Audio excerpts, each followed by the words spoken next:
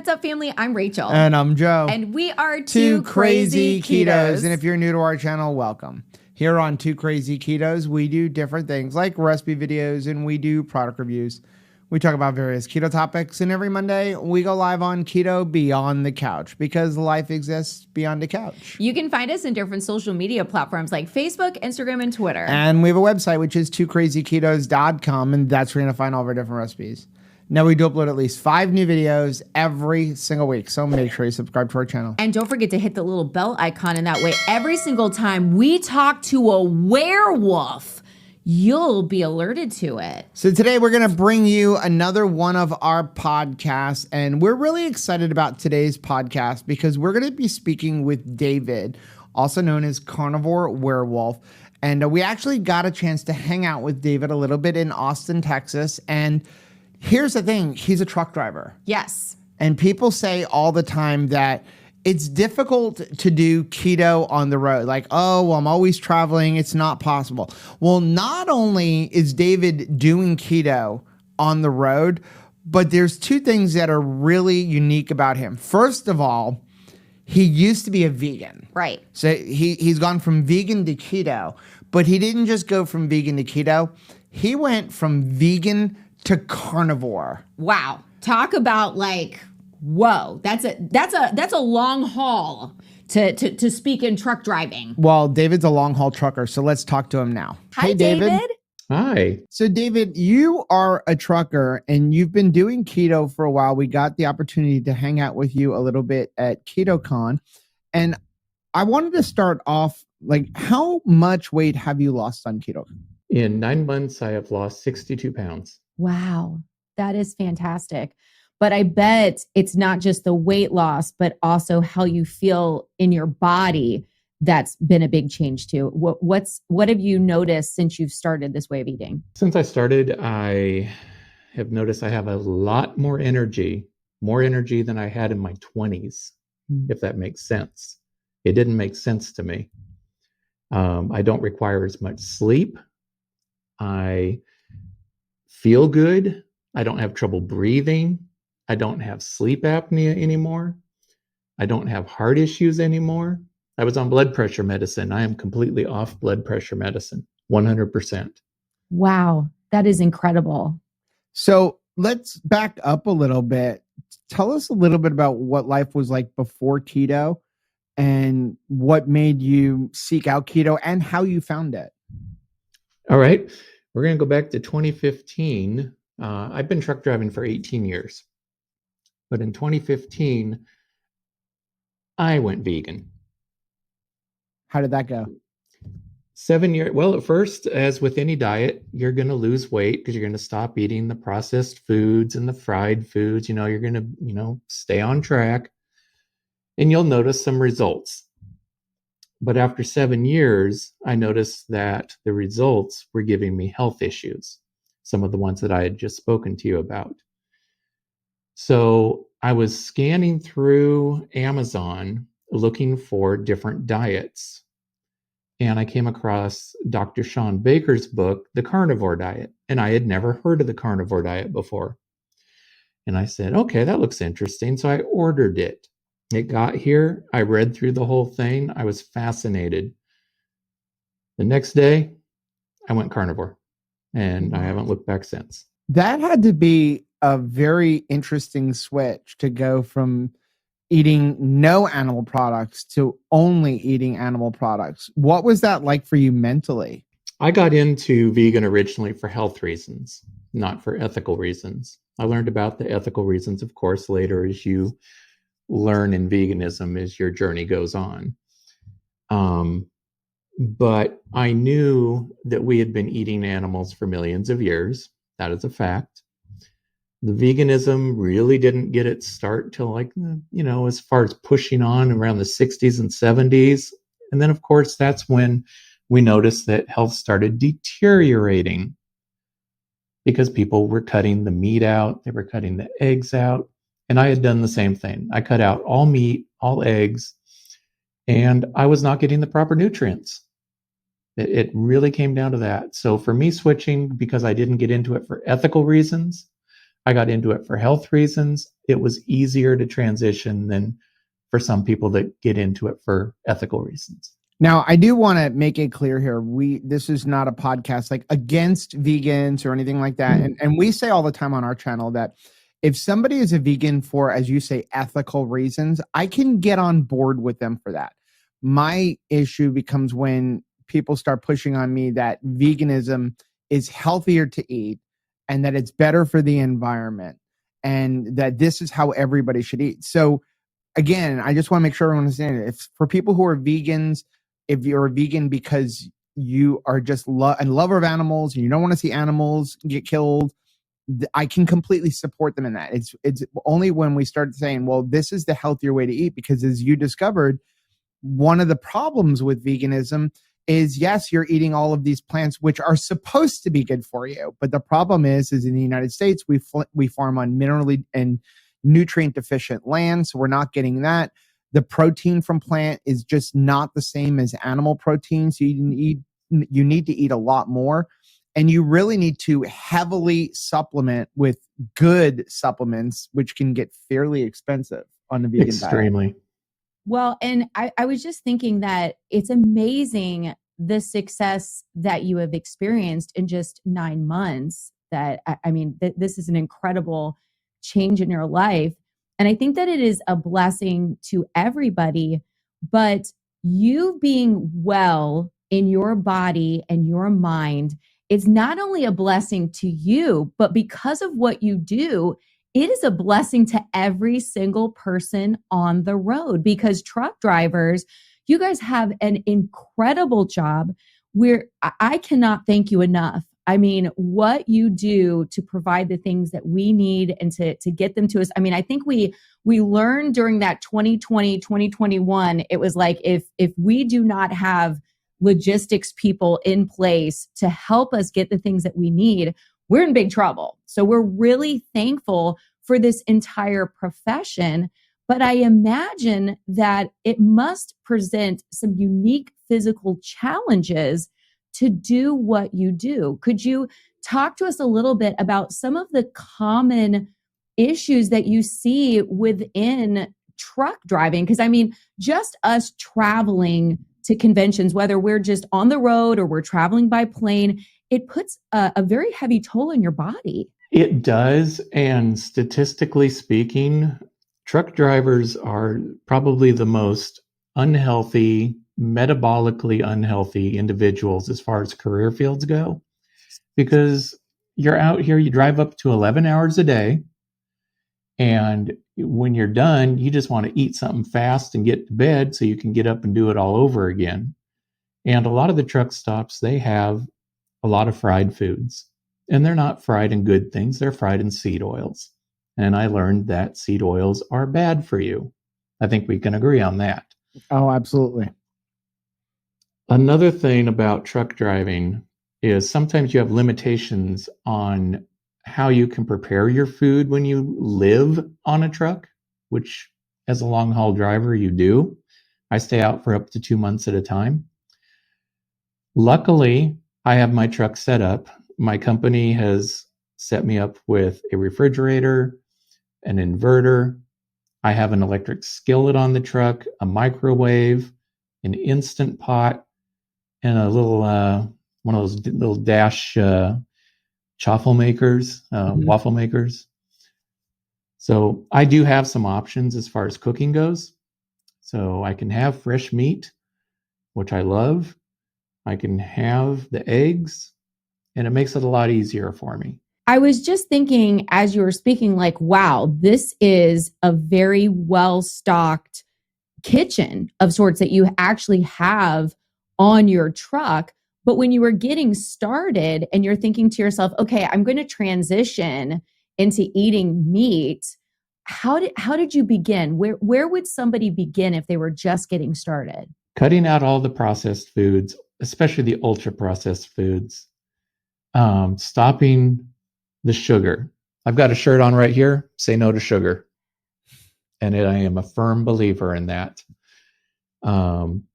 Soft drinks, energy drinks, cut the energy drinks out, cut them out. You go into a truck stop, One of the predominant things you're going to find in there are tons of energy drink offerings.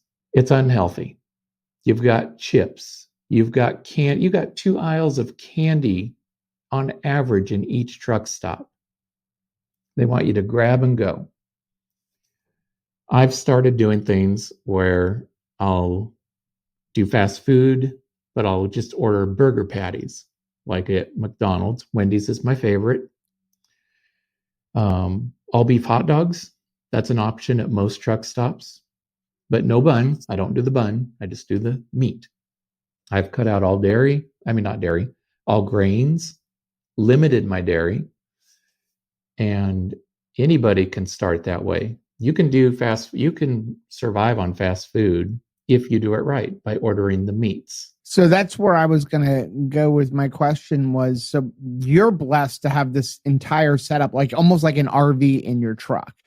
And I know a lot of truckers don't have inverters and refrigerators and everything. Did you have that before you started your carnivore way of eating, or is those things that were added into your truck, afterwards? I did have them before, because this company I work for, Sunset Logistics, they believe in healthy drivers. So they want to help us achieve our health any way that we can. And when I was vegan, they were accommodating that way so that I could have my food, which of course at the time for me as an individual was not correct.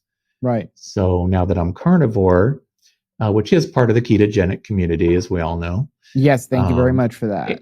And I started carnivore as an elimination diet, but once in a while I'll switch and I'll do ketovore or keto, but I will always stay within a ketogenic diet. I will not go outside of it ever again. That's important to know. What you said there was that carnivore is part of keto, because, we talked a little bit about it at KetoCon, that there has been this like split in the keto community of like who's got the better diet.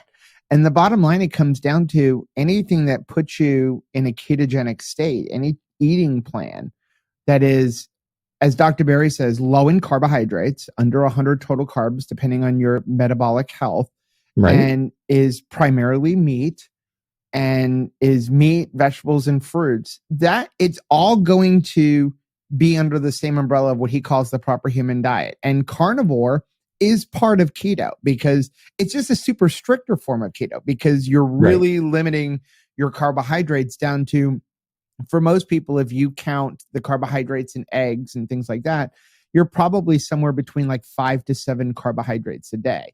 So it's still part of the keto community. So I like the fact that you said that, and that if every once in a while you go off, that's fine, but you're still staying within the keto, lifestyle. What I love that David said was that he is in partnership with the company that he works for. We need more companies like that. We absolutely need companies like this that support health goals. And I think that they know that that is a very wise investment. You want drivers to be able to be authentically alert and feeling good in their bodies, using as many whole foods as they possibly can utilize, because you're absolutely right. A lot of times when we're on the road, we like to stop at like pilot gas stations or truck stops like that with our RV, especially because we do a lot of camping. And there's always so many aisles of candy and, pastries and things like that. And just like you said, just cooler after cooler of energy drink. And while I can understand that that would be a quick grab and go if you're like, man, I'm just trying to get this job done, I just need to wake up, it doesn't help you in the long term. And one energy drink on top of another energy drink on top of a sugar bomb probably does not create the best atmosphere for driving. And I mean, you've been a long-term driver for many years. What is your advice to maybe truck drivers who are just entering the industry that may be looking for some of these shortcuts like that? My advice is to listen to your body. If you know you're having health issues, you need to fix it.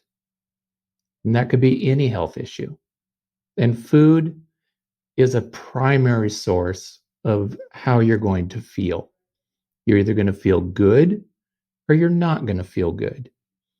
And I wanted to add one thing to that. When you're out on the road with truck drivers, our health is extremely important, because if we have a heart attack next to you and your family while we're driving, there's a chance you may not survive that. Mm-hmm. So we have a responsibility not only to ourselves, but to the motoring public in general.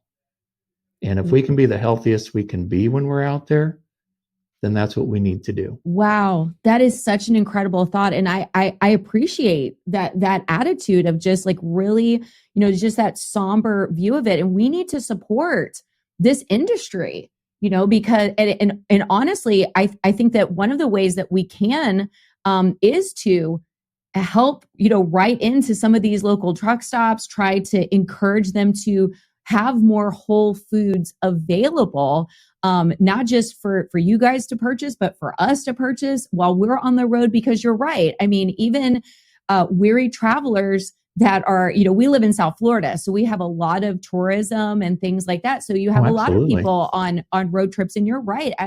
As a driver, whether you are doing it professionally or you are just getting behind the wheel, it is your responsibility to take into account the people around you. And, you being properly fueled is so important. And, I love what you brought up about like how you're feeling in your body, because something that's been a big change for us is the level of inflammation and joint pain and back pain and headaches that we have experienced. Has that been the same for you?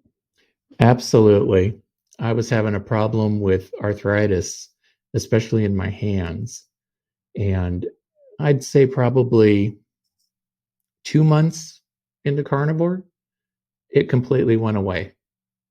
I also had GERD, gastroesophageal reflux disease, for those who don't know. It went away. I did Prilosec OTC for 2 weeks, like a doctor recommended. And then after that, I was just eating normally on a proper human diet. All gone. No more issues. As you mentioned, a lot of the truck stops, what they're stocking is lots of candy and energy drinks, things that are going to keep the drivers going for their 11 hours of driving. As somebody who is not utilizing that, have you found that just eating meat, are you getting more energy than you had before without having to take all of those stimulants? A ton more energy. And I even cut out caffeine as a personal choice. Some do, some don't. I chose to. And you find that you have plenty of energy to make all these long drives, even more than before. More than before. And I found that I also do not require as much sleep as I used to. So for a truck driver who maybe isn't blessed like you are to work for a company that is really trying to empower the drivers and help them with health, what are some things that other truck drivers could eat where they're on the road if they wanted to switch over to not even just a carnivore diet, but a keto diet? Like, what are some good truck stops they could stop at, or restaurants that they could hit on the road that is obviously going to accommodate the big rig, where they can eat different foods? And what would some of those foods be? Well, pretty much any restaurant you can eat keto. You just have to be looking at what you're ordering. You can have the food just either, like with hamburgers, either remove the bun or order it without a bun. Most places, restaurants you walk into, sit down restaurants, you can order a steak. Not a problem. Don't get the sides that come with it, or get minimum vegetables, or keep it keto. It's not hard. It really is not hard. One of the things I gave up that I thought I was just going to die over, I have been a ketchup eater all my life. I gave up ketchup, and it didn't affect me like I thought it would. I thought I'd be devastated. I'm not. It's nice to collect this kind of personal data, right? Because I was the same thing. There are a lot of sauces, especially I think about even like ranch dressing. It was like any salad I ate, all of the vegetables tasted exactly the same. It tasted like ranch dressing, right? And so when you cut some of these sauces out or condiments, you're thinking to yourself, I'm never going to enjoy my food again. And yet, if you give it enough time, it's kind of interesting. your palate gets heightened and you actually start to differentiate tastes. And that is kind of nice. Are there some flavors that you find you're noticing more as you've given up ketchup? Yes, actually. I find my steaks taste a lot better. Burgers, you can taste the seasonings in there that you put on. I use Redmond sea salt for the majority of my seasoning, or their hickory smoked. Absolutely love that. But you can actually taste that in the meat. So you're not getting blinded by the high fructose corn syrup and all the other sweeteners that are in ketchup. What I love about you is that you didn't just have results for yourself and then keep it to yourself. You are actually trying to get the word out through your own channels, to spread the word about this as a possible way of eating for fellow truckers. Can you talk a little bit about why you decided to start your own channel? Originally, I started my channel when I wasn't carnivore. I was going to do the whole vegan trucker thing, and something that didn't feel right. So I held off on it. Then I got into carnivore, started really feeling good. Then I saw the health conditions reversing. And it's like, you know what? I think I'm going to document this journey. And if I can help other people get on this same journey and get their health back, especially my fellow brother and sister truckers out here, that's what I'm going to do. I actually have a personal experience that also pushed me in this direction. My best friend, a truck driver, he died when he was 40 years old. He keeled over from a heart attack bending down to pet a dog. Wow. Metabolically, he was a disaster. It just helped nudge me in that direction. It's like, I'm not going to end up like him, and I don't want others to end up like him. So what can I do? I can document my journey. I also show how I cook on the truck. I'm starting to do more of those videos.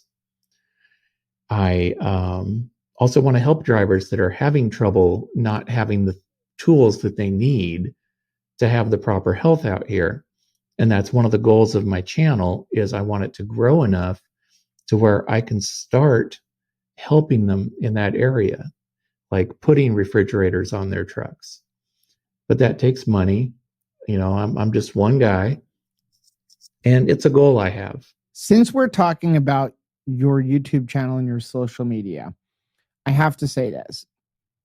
David is, without offending you, like a big teddy bear. He's like super sweet, this really nice guy, yet your name is Carnivore Werewolf. Right. Mhm. Where did this name come from? Because it's like complete opposite of your personality. You're about the sweetest man you could ever meet. Thank you. I appreciate that. I get that question a lot, actually.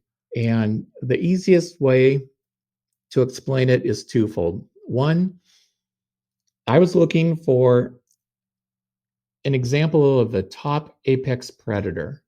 And I was thinking, okay, a werewolf. Okay, that pretty much eats a lot of animals. Okay, yeah, we can go with that.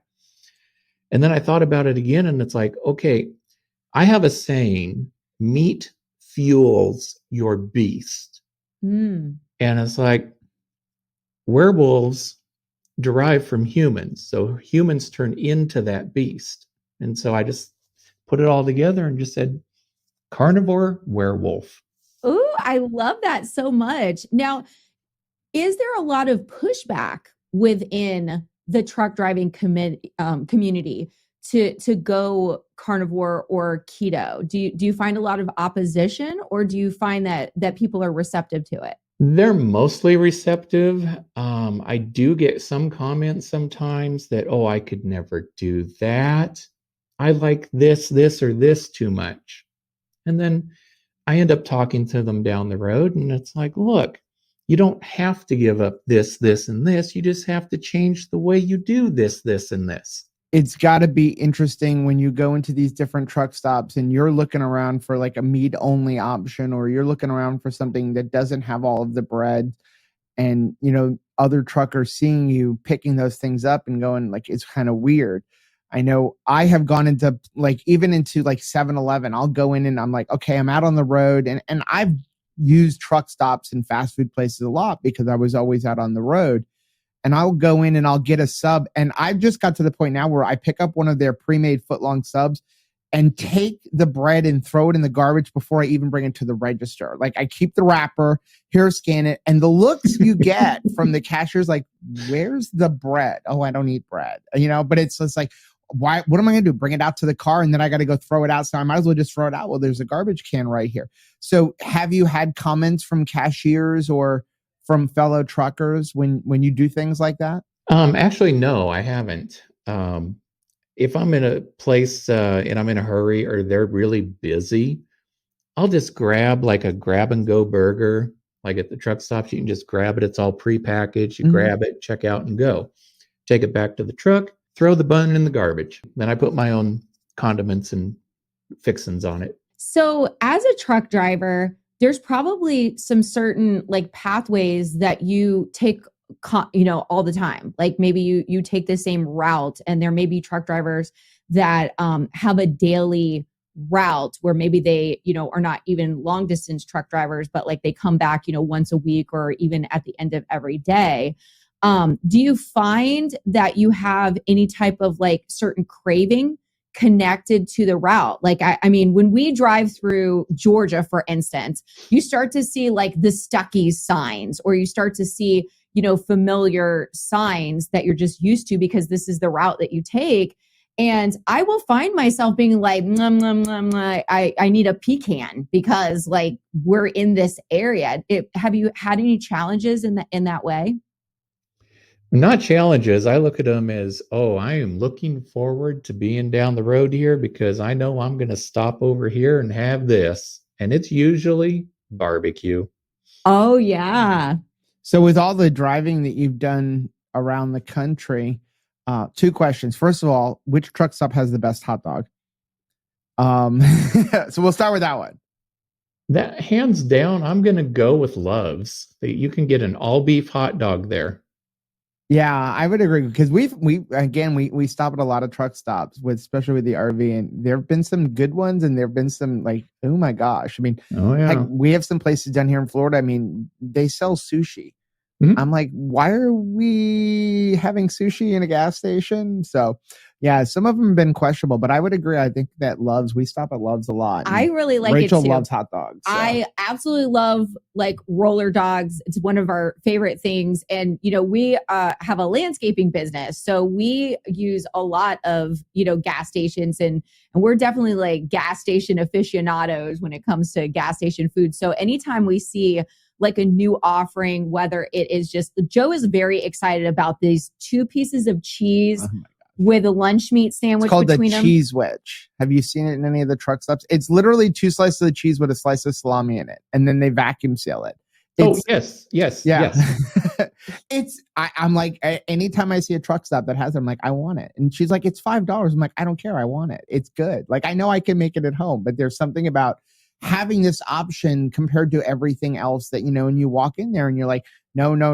Wow, they actually have something that isn't bad. And like, I enjoy it anyway. Okay, so now we're going to stir up some controversy. Okay. Oh, Truck here we driver go. Goes across the country. Who's got the best barbecue? You don't even have to give a name of a particular, like, let's start off with this. What state has the best barbecue? Well, Texas has a lot of barbecue.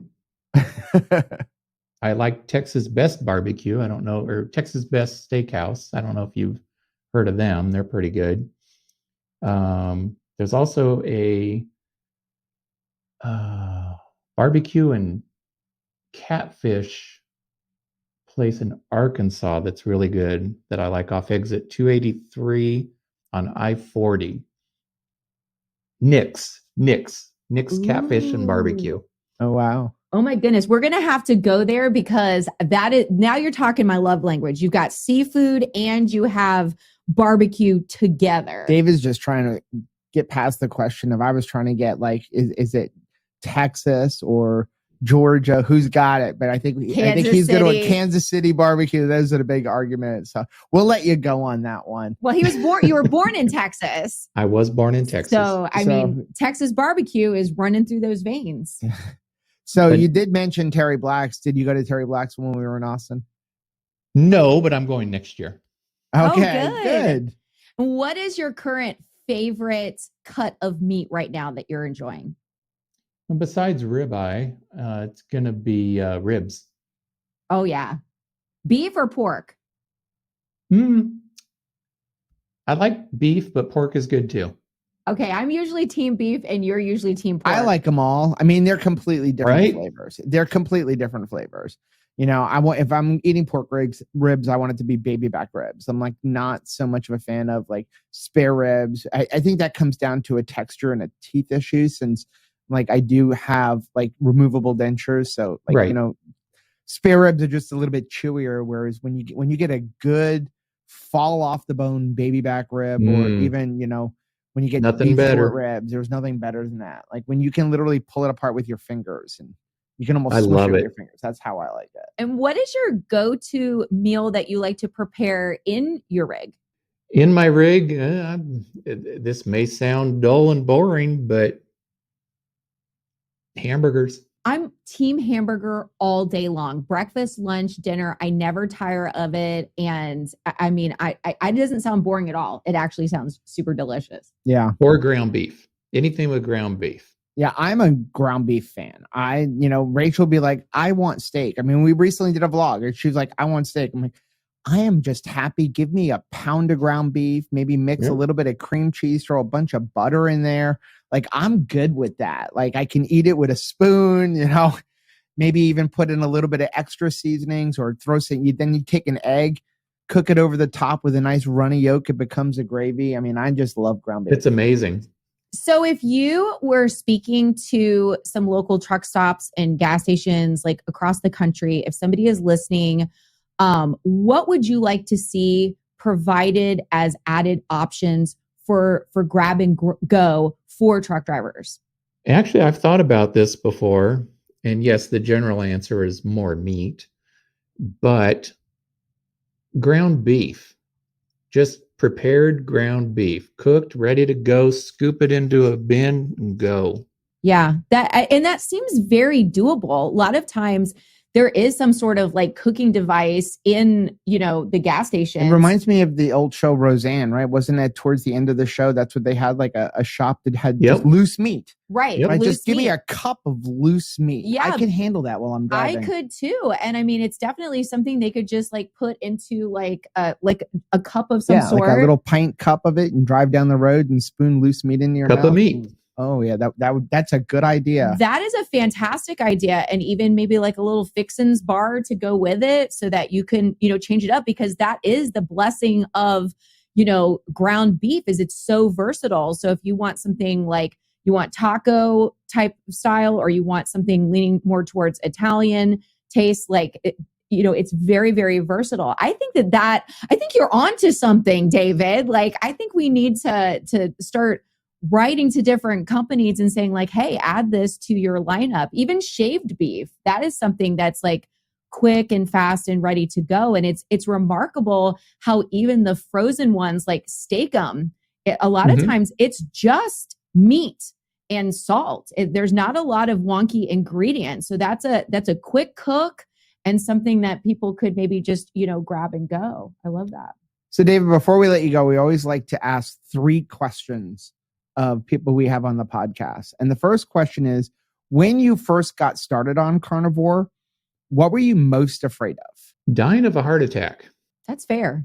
That's absolutely fair, because we've been told that like fat, especially like animal fat, that's like super dangerous. How did you just like gather the strength to just kind of push past that fear? Dr. Sean Baker and Dr. Ken Berry. I think it really does help to have responsible doctors in the space living out the life for themselves, because you could have us 2 knuckleheads telling you like this is completely safe, but I mean, we have crazy in our name, right? And we're regular people who say we're not doctors, we're not nurses, we're not health professionals. So when you do have somebody who is a health professional, a doctor who could be, testing things on themselves all the time, it does give you that little bit of like, courage to be like, okay, they're a doctor, they're doing this on themselves. And I see them, being well and living their best life. So maybe that there's hope that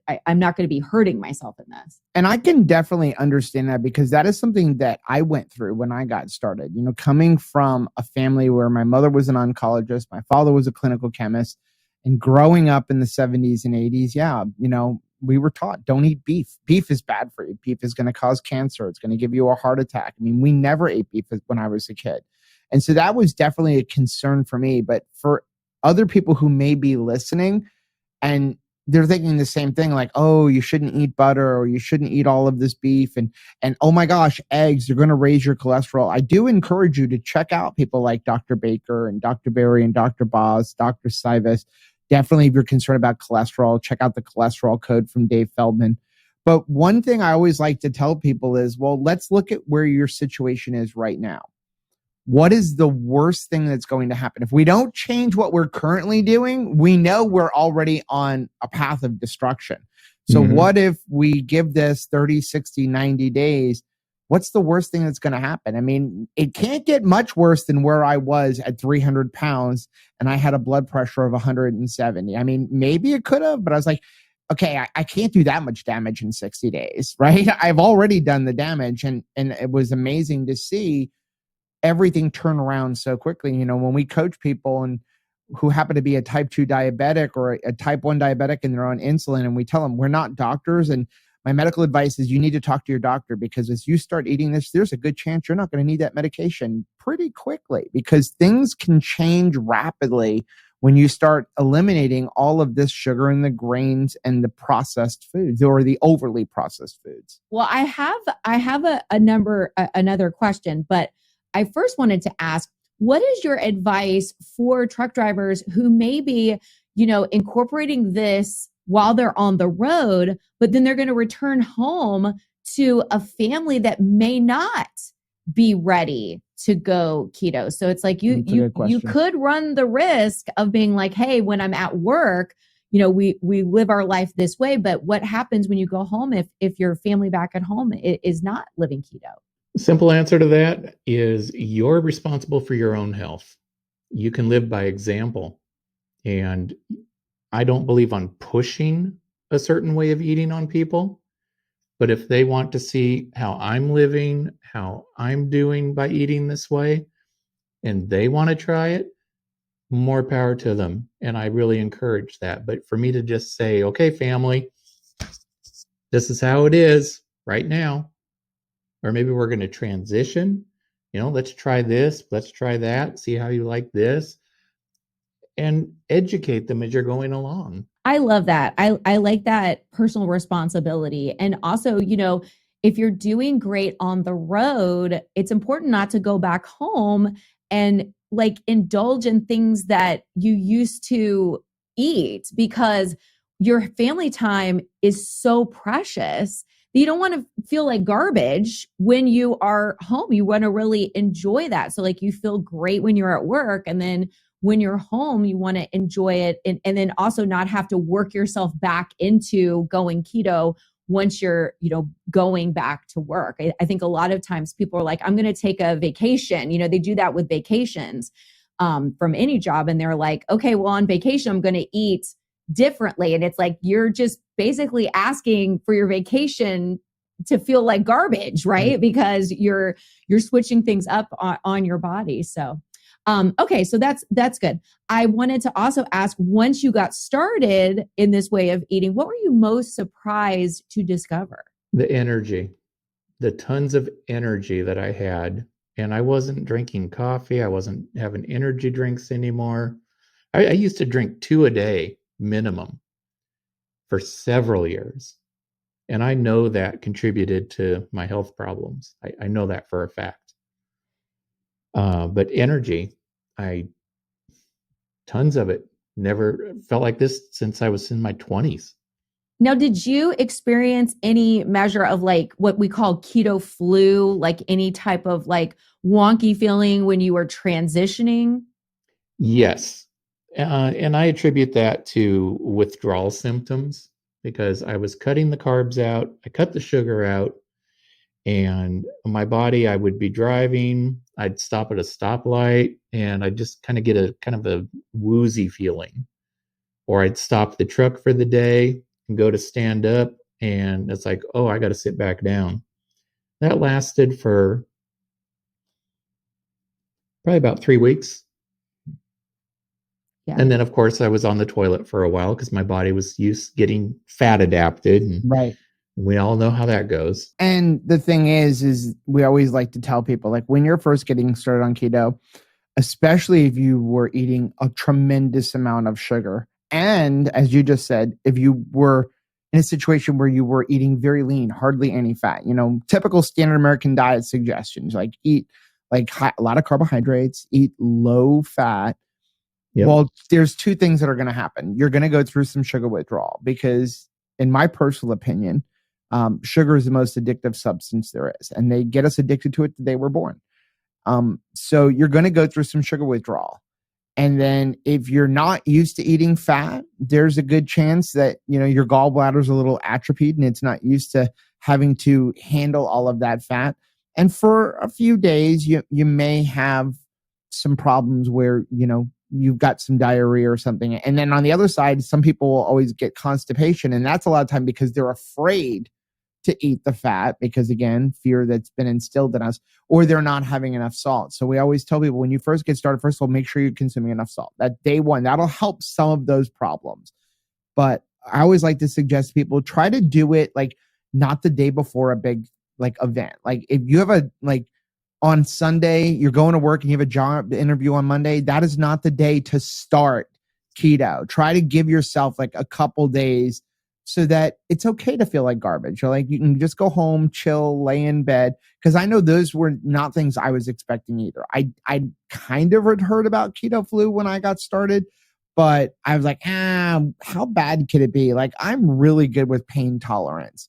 And those first couple of days were pretty miserable. And that's when I started realizing, wow, I was really addicted to sugar. And I wasn't even a sugar fiend, but it's in everything we eat. Yeah. So last question. When you first meet somebody once to get started on whether it be keto or carnivore or anything in this keto lifestyle, what would be your number one suggestion to them? Cut out the sugar. I mean, it's not good for anybody, right? I mean, it's just not good for anybody. And I think it's a common denominator that we can all agree on. A lot of times we talk about going to our doctors and how hard, that conversation can be when we even suggest going keto. Like, doctors don't want to hear it. If you go to your doctor and you're like, I've decided I think I'm cutting out sugar, you're not going to get an argument for them. That everybody understands that it's just not reasonable, the copious amounts of sugar that we're eating, in this modern age. It's ridiculous. I think that we're at the point now, your body needs about a teaspoon of sugar in its blood, which it can make on its own. So we don't need to consume it, right? It can make it on its own through a process called gluconeogenesis. When it needs it, it'll make it. So we need about a teaspoon of sugar or glucose. But I think it's up to where the average American is, don't quote me on the exact number, it's somewhere around consuming like 34 teaspoons. It's up there. It's I mean, crazy. and it's insane. And again, it's in everything. We were recently talking with a coaching client and we're talking about peanut butter. Now, peanut butter, you take peanuts, you throw them in a Vitamix, you grind them up, you got peanut butter. But yet you go to the store and it's like peanuts and salt and sugar and molasses and oil and all of these ingredients. And Rachel and I were recently talking to ourselves after that call about why do they add the sugar to the peanut butter? Well, they add the sugar to the peanut butter because they want to sell their product and they want to hit something called the bliss point. And it's like, oh, well, if you like our peanut butter better than the other peanut butter, then you're going to buy it. And how do we do that? We make it taste better by adding more sugar because it's not even cheaper. We actually recently, and I can't remember the name of it, but we found like a brand I'd never heard of before. It's just an all natural peanut butter in our grocery store. It wasn't some like big expensive brand. It's cheaper than all of the brands that we grew up with kids that have all the sugar in it. And yet its ingredients are just peanuts and salt. And so, when you start to recognize that sugar is everywhere. It's in your pickles, it's in your condiments. I mean, everything that you can think of, it's got sugar in there. So that's why it becomes so difficult for us to get away from it, even if you weren't a sweets eater. Yeah. Now, we can't let you go without you telling us, how can people find you? I have a YouTube channel at Carnivore Werewolf. That's with an E. And Instagram is also at Carnivore Werewolf. David, thank you so much for sharing your time with us today. We're so loved thankful it. for you. And we are really excited about all the room there is for truck stops, gas station, rest stops.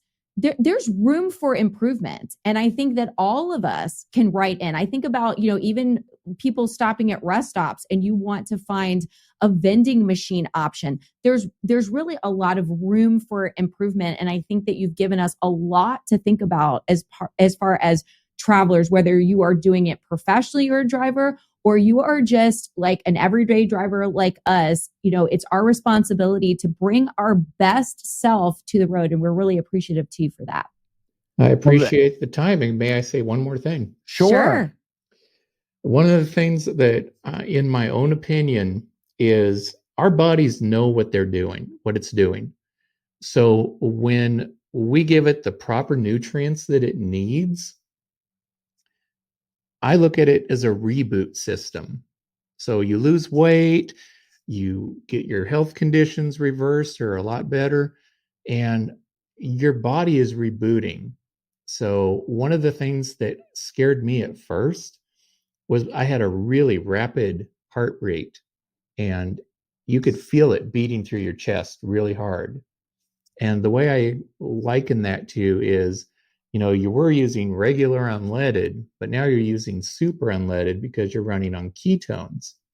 And your heart starts up and it starts getting stronger. Now it's all back to normal and everything, but it's running on ketones and it's happy. Mm-hmm. But it is scary at first. It is. Yeah. I mean, honestly, any type of like wellness was like foreign to us when we started. When you start to you have clarity in your mind, when you wake up and you're like, just get out of bed and you're not hurting. I can remember the first time that I noticed that like plantar fasciitis was no longer an issue. And I was just like walking and I thought, where in the world is that stabby feeling in my heel? Is it just gone? I mean, I think it is shocking almost to us, as we are stepping out of inflammation and into wellness. So that is a great point, to be prepared that things are going to feel differently even as we're healing. Yeah.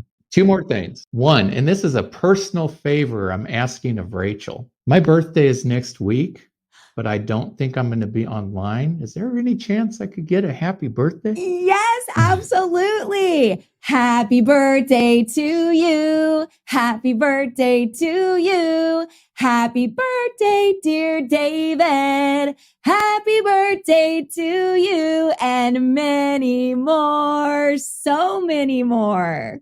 Thank you so much. That really made my day. Oh my gracious, my great pleasure. And my second thing, I will probably see you at Keto Palooza. I am going.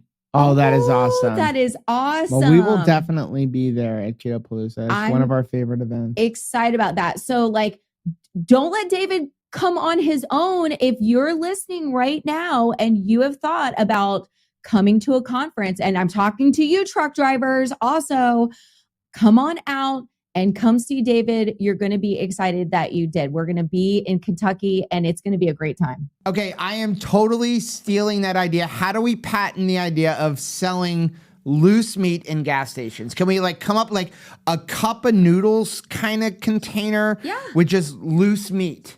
I would purchase that. They're packaging sushi and selling it in Speedway gas stations. There's got to be more ways that we can have meaty options. And I don't know anybody that doesn't get excited when they find more meat options. We think about Buc-ee's. We were so excited to go to Buc-ee's because Buc-ee's has brisket available and they have an entire counter of beef jerky, different beef jerkies. So I don't know anybody that is sad when they find out that there's more meat options. So it's not like they wouldn't sell it if they offered it. Well, it's like, look what you're talking about with me with that cheese wedge sandwich. It is the silliest thing in the world. I admit it.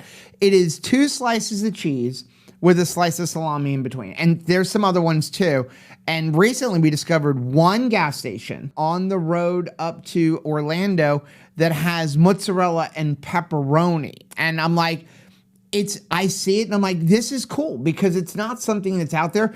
I think sometimes I buy it just to support it so they keep making it. I mean, it sounds silly, but yeah, I get really excited when I see these different options. And it has been nice as we do our different traveling that you're seeing more and more options in the different like cold sections. I'm seeing things like, okay, so yeah, they have crackers, but I'm seeing like almost like charcuterie platters of like pepperoni or different meats, cheese, and then usually it's got crackers or little tiny containers of that. You're seeing fresh like meat stick options where it's like not just like Jack's Link things, but actual fresh meat sticks. So you're seeing more of this stuff already. And we need to. And we need to have it. I mean, listen to David talking and think about the rigs that these people are driving. These are giant trucks. We want them to have mental clarity. We want them to feel good in their bodies. We want them